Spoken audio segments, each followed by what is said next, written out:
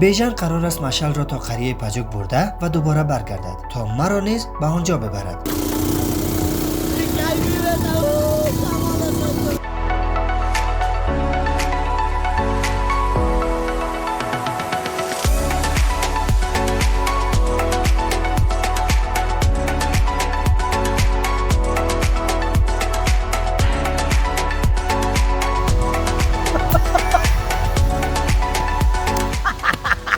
دوستای قیماقین است.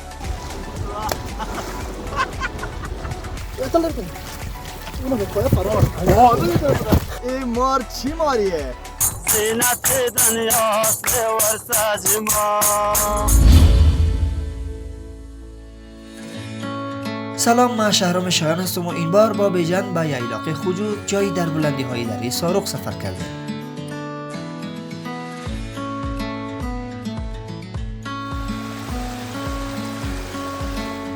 در راه به آبشار بزرگی روبرو شدیم که به هیچ عنوان فکر نمی کردم در ولسوالی ورسج چنین آبشاری وجود داشته باشد.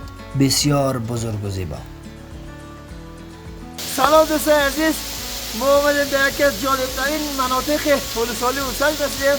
آبشار بسیار زیبا و مرتفع، جای بسیار جالب و میخوایم که بریم بالا. من یک چک میذارم، با این ما میریم بالا. آماده هستیم بچه ها؟ بریم بخیر.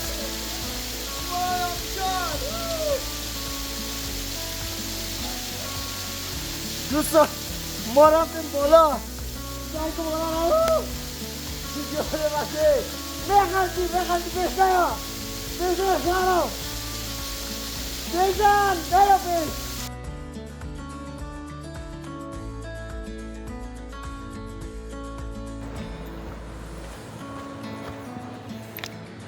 دوستای عزیز، به اینجا گشگاو است، میریم که اونا رو ببینیم.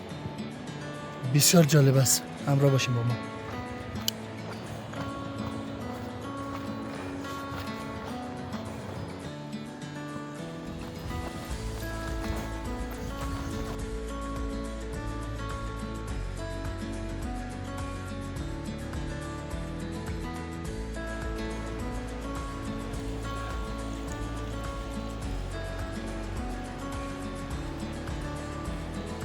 سلام دوستای عزیز، جور بخیر، صحت خوب است.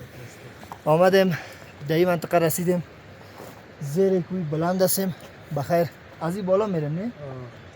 که به حوضا برسیم. این برادر ما چوپان این منطقه است، مالا و رما کنترلش در دست ازی است و چای مانده. چای امرای از این نوش جان میکنیم و بعد از او بالا میشیم. بخیر چای بوره است همراه نان.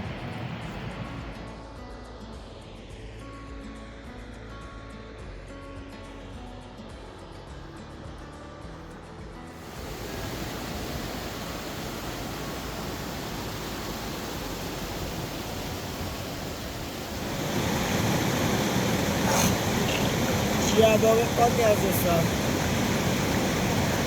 بسیار یخ و شیرین او برف است.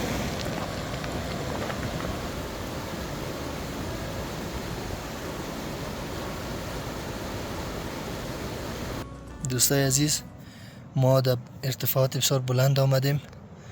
کمبود اکسیژن است. ما هم سردرد شدیم، بیژن جان هم سردرد شده، تنها مشعل کس سردرد نشده. اینجا بسیار بلند است، فکر کنید که قله کوه است. به سمت بالای دره که می رفتیم بسیار خسته شده بودیم. هر کدام از ما دعا می کردیم که خدایا کی این مسیر به پایان می رسد و ما به حوضهای آب و یخچالهای طبیعی که در آخرین نقطه این دره موقعیت دارند می رسیم، تا اینکه به چیزی که هدف ما بود رسیدیم، یعنی حوض آب.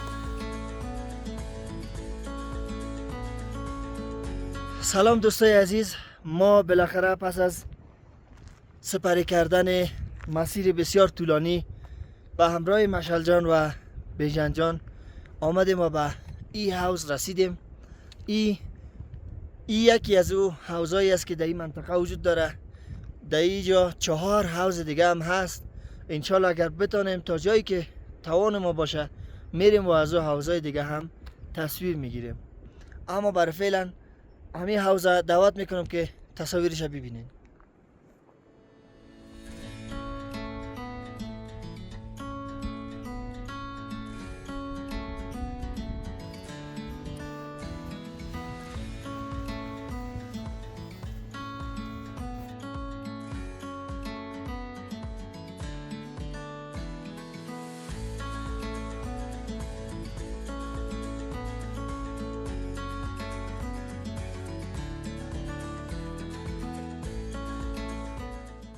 سلام دوستای عزیز،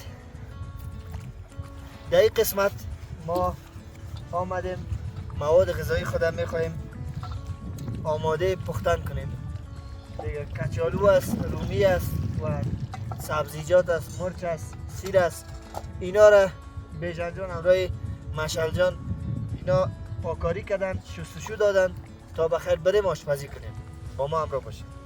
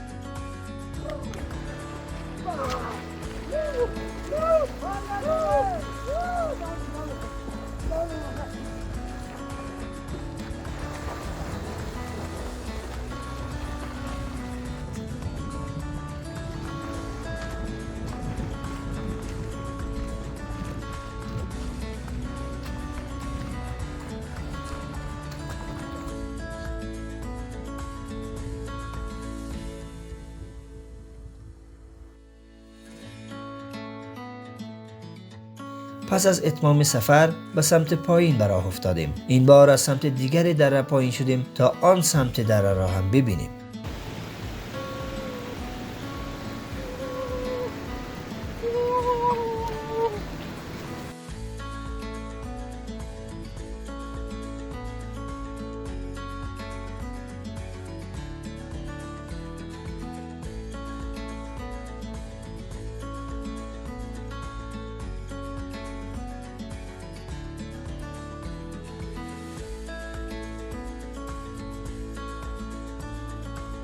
در ادامه راه به سمت پایین به یک باغ رسیدیم که از دور گیلاس های آن سرخی و زردالوهایش زردی می کرد.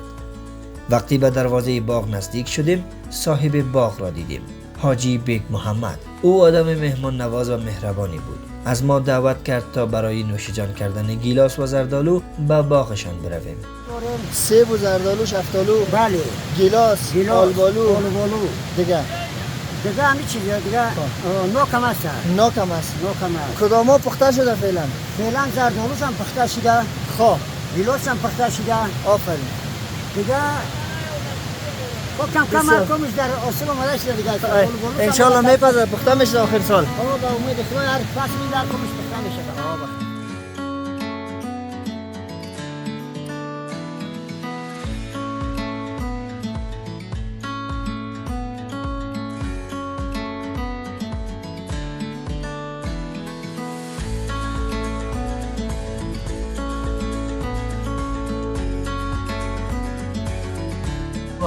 سلام دوستا، ما بعد از اینکه سفر ما به ییلاقای ساروخ به پایان رسید، از ییلاقای کمکی پایانتر آمدیم. در یک باغ بسیار زیبا و باغ بسیار مقبول برابر شدیم. باغی که همه چیز داره، گیلاس، زردالو، آلبالو، چهارمغز، سیب، شفتالو، هر چیز داره. اما برای فعلا دو تا از این میوه ها پخته شده، گیلاس، آلبالو یا پشت سرم است و زردالو. 3 تا دیگه‌اش هنوز پخته نشده. خیلی میوه‌های خوشمزه و شیرین است. ولسوالی ورسج واقعا یک ولسوالی زیبا و سرسبز است. هر طرف که میری باغ‌های پر از نعمت‌های الهی است. حتی در آخرین نقطه ولسوالی ورسج که رفتیم، اونجا ییلاقا بود، چقدر ماست و قایماق و شیر برنج و قطقی و همه چیز اونجا پیدا میشد. و در پایین‌تر میوه‌های آف میشه.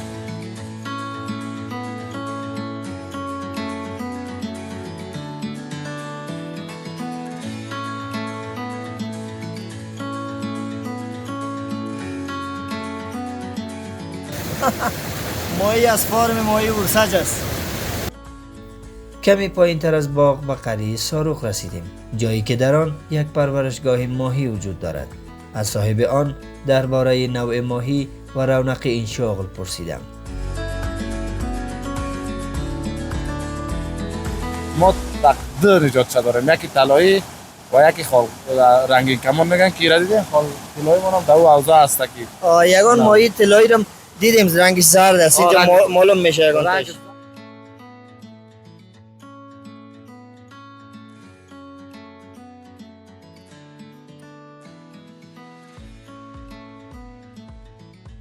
خب دوستای عزیز، این بود برنامه امروز ما که به اتفاق دوستایم ما شهرام شایان تقدیم شما عزیزا کردم.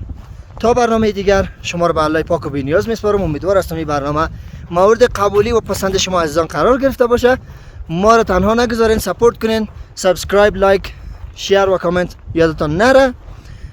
دیگه تا برنامه دیگر شما رو به الله میسپارم. خدا نگهدار. بدرود.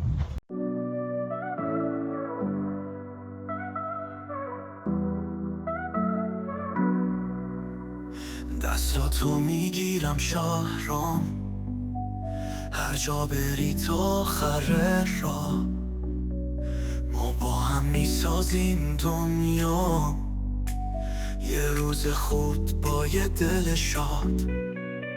رفاقتی که ما داری مثل طلا میدرخشه همیشه، هیچ نیازی به نشونه نیست، قلبمون به هم وصل میشه.